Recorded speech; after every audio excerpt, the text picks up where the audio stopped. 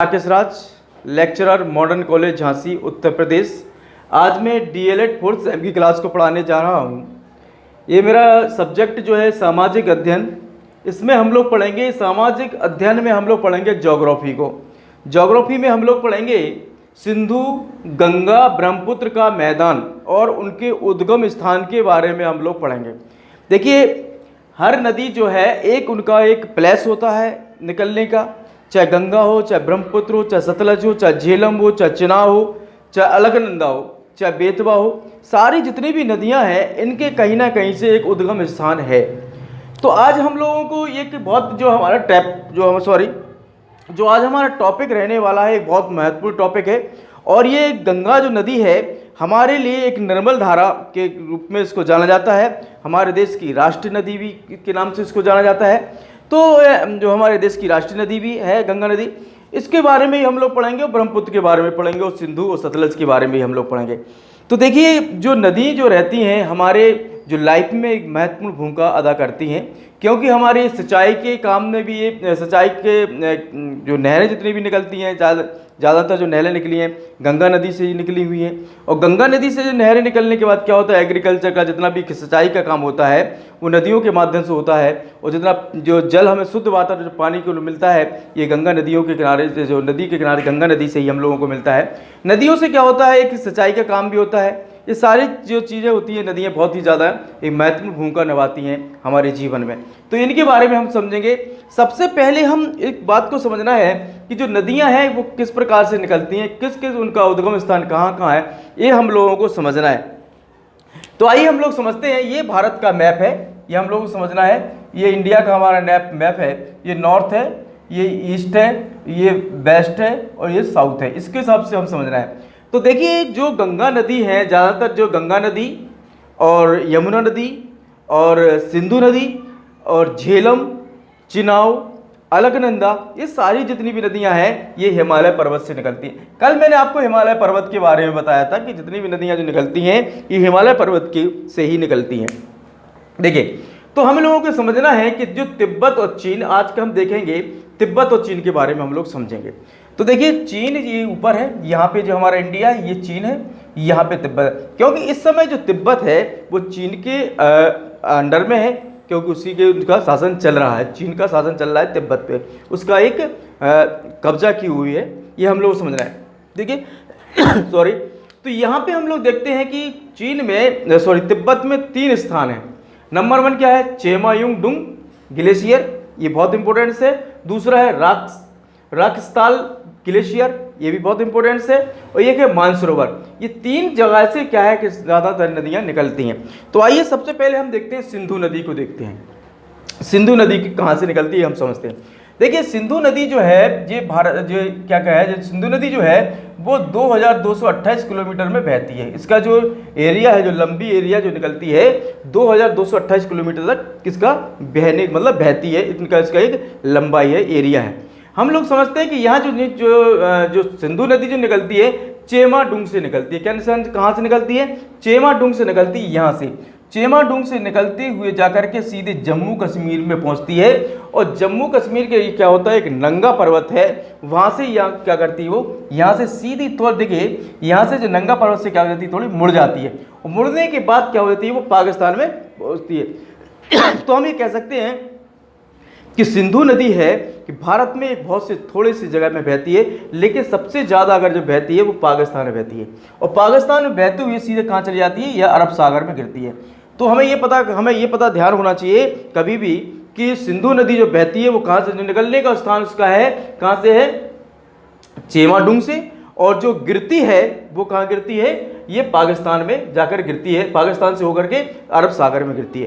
देखिए, ये भारत का ये देखेंगे हम लोग, जैसे मान के चलिए हम देखते हैं वेस्ट में क्या पड़ता है, अरब सागर है, और ईस्ट में है बंगाल की खाड़ी है, और जो साउथ में जो पड़ता है वो पड़ता है हिंद महासागर। ये हम लोगों को समझना है।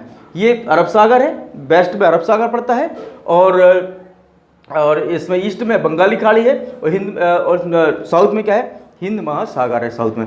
तो जो सिंधु नदी है सीधी जाकर के बह करके अरब सागर में जाकर के वो गिर जाती है। ये हम समझें। अब हम देखते हैं गंगा नदी। तो गंगा नदी का उद्गम स्थान जो है वो गौमुख है। गौमुख ग्लेशियर से उत्तराखंड से निकलती है।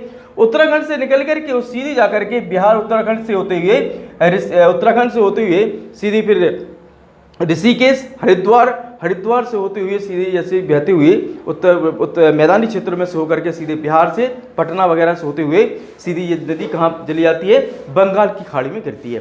तो इसमें हम देख सकते हैं कि जैसे कि गंगा नदी के किनारे कितने कौन कौन से शहर बसते हैं। तो देखिए उत्तर प्रदेश में कानपुर है, ये भी क्या है कि कानपुर जो है वो भी किसकी नदी के किनारे बसा हुआ है, गंगा नदी के किनारे बसा हुआ है।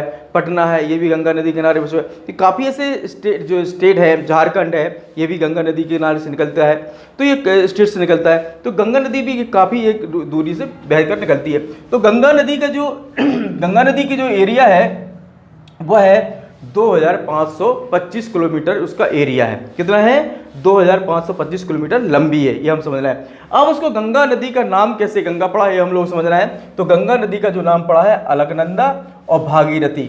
ये अलकनंदा नदी जो है गंगा नदी में देवप्रयाग में मिलती है। अगर क्वेश्चन आता है कि अलकनंदा नदी में अलकनंदा नदी जो है वो कहाँ मिलती है, तो देवप्रयाग में मिलती है। कहाँ मिलती है? देवप्रयाग में। और भागीरथी, जब ये दोनों नदियां मिल जाती है तो इसका नाम क्या बन जाता है? गंगा पड़ जाता है। क्या पड़ जाता है? गंगा। क्वेश्चन बनता है कि अलकनंदा और भागीरथी मिलने के बाद ही क्या बनता है? गंगा का नाम उसका गंगा पड़ता है। और जो अलकनंदा नदी है वो देवप्रयाग में मिलती है। ये दोनों चीज़ों को समझना है। अब हम लोग देखते हैं इसका क्षेत्र देखते हैं। यहाँ पे हम लोग देखते हैं कि जो इसकी जो सहायक नदियाँ हैं, देखिए जो सहायक नदियाँ हैं झेलम है, ब्यास है, सतलज है, चुनाव है, रावी है। इसकी जो सहायक नदियाँ हैं कौन कौन सी है? झेलम, ब्यास, सतलज, चुनाव, रावी, ये इसकी सहायक नदियाँ हैं। इस प्रकार से क्या है इसकी जो सहायक नदियाँ होती हैं। अब हम देखते हैं कि इसमें जो इसका इसका जो हिमालय पर्वत जैसे देखते हैं, इसका क्षेत्रफल मैदानी क्षेत्र के वर्ग के बारे में हम समझते हैं। तो देखिए हिमालय पर्वत तथा दक्षिणी प्रायद्वीपीय, देखिए दो चीज़ होती हैं, दो प्रकार की नदियाँ होती हैं। एक तो प्रायद्वीपीय नदियाँ होती हैं, एक तो हिमालय नदियाँ होती हैं। हिमालयी नदियाँ देखिए हम लोग देते हैं, जो हिमालयी नदियाँ होती हैं जो ऊपर की ओर होती है, और प्रायद्वीपीय जो नदियाँ होती हैं वो साउथ में होती हैं। हम लोग समझ रहे हैं, ठीक है, कहाँ पे होती हैं? साउथ में होती हैं। तो यहाँ पे हम लोग देखते हैं कि सिंधु, गंगा तथा ब्रह्मपुत्र की नदियों के निक्षेप में क्रिया के द्वारा निक्षेप में एक विशाल मैदान बनता है। क्या बनता है? दोनों के एक निक्षेप के कारण क्या बनता है? एक विशाल मैदान बनता है। हम कह सकते हैं कि गंगा नदी ऋषिकेश से सीधी हरिद्वार तक पहुंचती है। हरिद्वार के बाद क्या आता है? वो एक मैदानी क्षेत्र में बढ़ती जाती है। यानी गंगा नदी का जो मैदानी क्षेत्र होता है वो कहाँ पर होता है? हरिद्वार के बाद क्या होता है? मैदानी क्षेत्र पकड़ लेती है वो, मतलब मैदानी क्षेत्र में बहते शुरू कर देती है। ये हमें समझना है। देखिए उत्तरी भाग का मैदान उसको बोलते हैं, जैसे कि मान के चल हम कहेंगे इसको बोलेंगे उत्तरी भाग का मैदान। राजमहल की पहाड़ियों के पास किसकी चौड़ाई जो है 160 किलोमीटर है। कितनी है? इस 160 किलोमीटर है। और इलाहाबाद के निकट इसकी कितनी है? 280 किलोमीटर है। यहाँ पे हम लोग देखेंगे कि यहाँ पे जो सिंधु नदी, जो गंगा का जो क्षेत्रफल है, सिंधु का की जो चौड़ाई है यहाँ से कहाँ से लेकर के नॉर्थ से लेकर वेस्ट तक, ये कितनी है? 3232 किलोमीटर लंबाई है। कितनी है?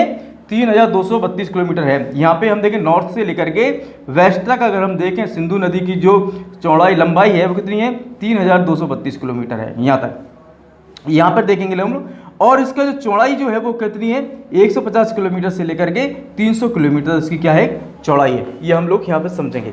ये अगर हम यहाँ पे देखते हैं असम से अगर हम देखते हैं, असम से यहाँ से लेकर के हम, तो यहाँ से अगर हम देखते हैं तो यहाँ पे जब असम की ओर जाते हैं, ईस्ट की ओर हम जाते हैं, तो यहाँ पे क्या होता है? इसका 90 से लेकर के 100 किलोमीटर की क्या होती है? चौड़ाई होती है।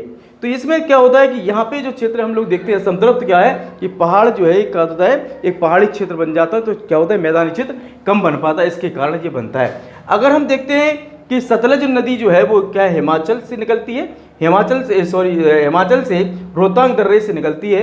और ये कितनी है? जो जहाँ से निकलती है इसकी जो हाइट है 4361 मीटर क्या इसकी हाइट है। इस प्रकार से नदियों का एक क्षेत्र होता है। अगर हम देखते हैं कि ये जो यहाँ से इलाहाबाद पे अगर हम लोग देखते हैं, यहाँ से नॉर्थ से लेकर ईस्ट तक इलाहाबाद की तरफ हम देखते हैं, तो यहाँ पे इलाहाबाद में अगर हम देखते हैं तो इसकी क्या है कि 280 किलोमीटर का क्षेत्र है। ये क्या है? मैदानी क्षेत्र है, 280 किलोमीटर का क्षेत्र है। यहाँ पे अगर हम देखें तो यहाँ पे क्या होता है? 2000 मीटर मीटर ऊंची क्या होता है, एक मिट्टी का एक परत बनी होती है, इसको बोलते हैं उपजाऊ मिट्टी बोलते हैं। यहाँ पे सबसे ज़्यादा क्या होता है, नदियाँ जब हर वर्ष जब पानी बरसता है और जब उनका जो पानी के साथ क्या होती है अपना एक अवसाद लाती हैं, गंदगी लाती हैं, उससे क्या होता है वो परतें जमती चली जाती हैं। तो इलाहाबाद के क्षेत्र तक जो है वो 280 किलोमीटर का क्षेत्र, यहाँ पे क्या होता है सबसे ज़्यादा एग्रीकल्चर का काम होता है, क्योंकि यहाँ पे जो अवसाद लाती है, जो गंदगी लाती है, वो क्या बन जाता है, खाद का रूप में धारण कर लेता है। जब खाद का रूप धारण कर लेता है तो यहाँ पे अच्छी तरह से खेती करने का भी काम होता है। आज का टॉपिक यहीं खत्म होता है, कल हम सतलज नदी के बारे में पढ़ेंगे। Thank you very much.